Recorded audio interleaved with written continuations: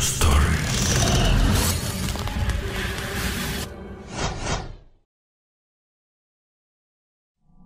Hai manusia malam, gue Papa Chan. Hari ini gue bakal ngebacain cerita yang dikirim oleh Mas Randy di website kita. Dan buat kamu yang mau kirim cerita horor atau pengalaman horor, kamu juga bisa kirim via website di www.malammalam.com atau via Instagram @malammalamstories. Kejadian ini sekitar bulan Juli tahun 2020 lalu.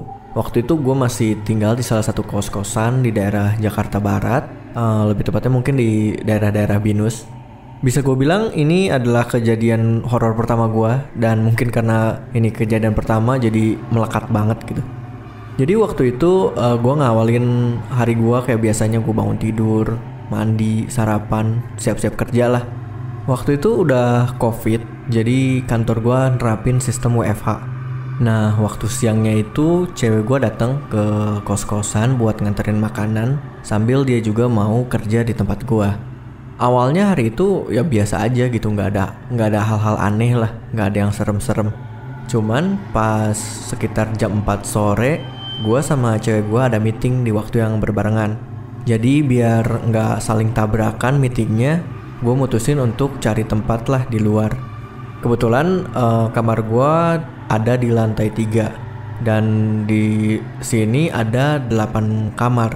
Tapi satu-satunya kamar yang ada isinya itu cuman kamar gue. Soalnya kan udah pada COVID tuh, udah pada balik kampung semua. Nah, waktu gue lagi nyari-nyari tempat buat meeting, gue ngeliat ada satu kamar yang pintunya agak kebuka. Jadi gue mutusin untuk ya udah gue mau pakai aja itu kamar buat meeting. Pas gue masuk ke kamar itu, suasananya emang agak nggak enak sih, kayak agak pengap gitu. Mungkin karena emang udah lama nggak kepake. Nah, karena gue juga udah mepet waktunya, jadi gue mutusin untuk meeting aja di situ. Pokoknya gue langsung keluarin laptop, mouse dan segala macem, terus mulai meeting. Awalnya sih nggak ada hal-hal yang aneh ya, tapi makin lama di kamar itu mulai kerasa nggak enak. Itu kan kamarnya pengap banget kan, nggak ada jendela, terus AC-nya juga nggak nyala. Tapi anehnya, makin lama di ruangan itu makin dingin. Tapi gue nggak ngehirauin itu, buat lanjut aja meeting sampai ada satu kejadian yang aneh. Jadi teman-teman gue tuh di meeting bilang kalau ada suara orang-orang ketawa dari mic gue.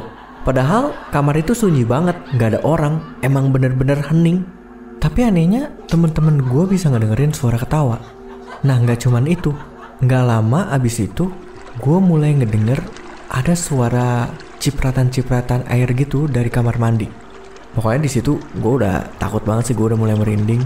Untungnya meeting itu gak lama, jadi abis beres meeting gue langsung bawa laptop gue langsung cabut balik ke kamar.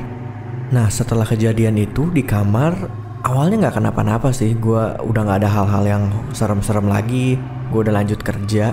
Tapi tiba-tiba kursor di laptop gue tiba-tiba gerak-gerak sendiri, kayak ada orang yang ngegerak-gerakin mouse-nya.